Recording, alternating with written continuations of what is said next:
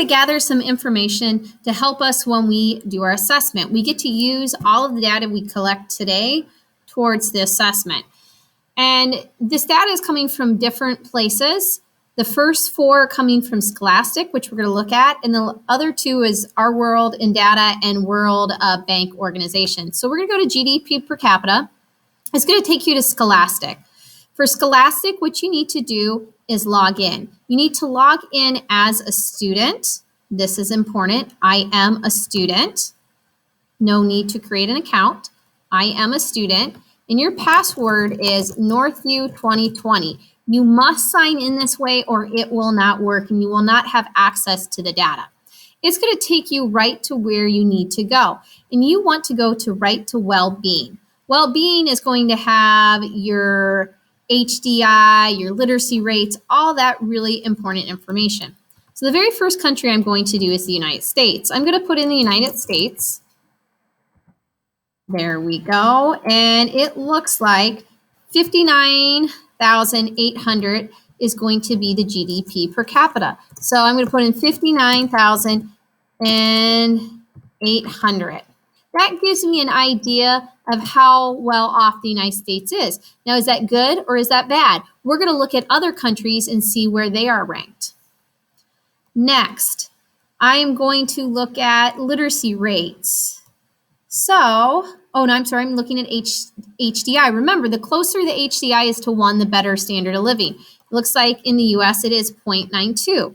So 0.92 is going here. Literacy rates, it looks like 99. So men and women are the same. It's important to look at if it's a big difference between men and women.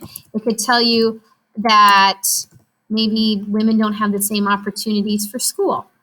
And life expectancy. Life expectancy for men in the United States is 76 and women is 81. 76 and 81. Now we've gathered all the stuff from Scholastic. You have the choice. You could get all the stuff from Scholastic before you move on to this. It's up to you. I'm going to look at doctors per 1,000. The higher that number, my guess is the better off life is because you have more access to doctors. So medical doctors per 1,000, make sure it's all the way as far over as you can. And I look at the US and it looks like 2.57 doctors per 1,000 is the average.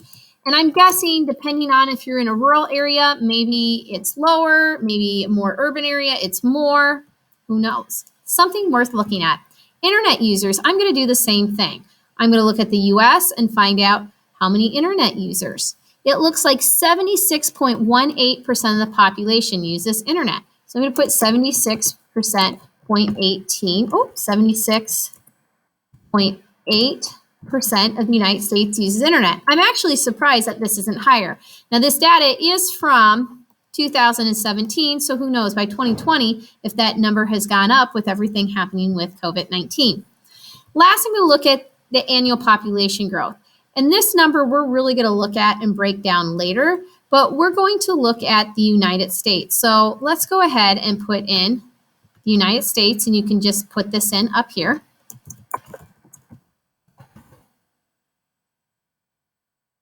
There we go, United States. And we are going to see that in 2019, we have a 0.5 growth rate. And we're not negative like some other countries, but we'll find out more what that growth rate means and how that could affect us. 0.5. And so I'm going to put that right here. All right, you may get to work on the rest. If you have any questions, please let me know.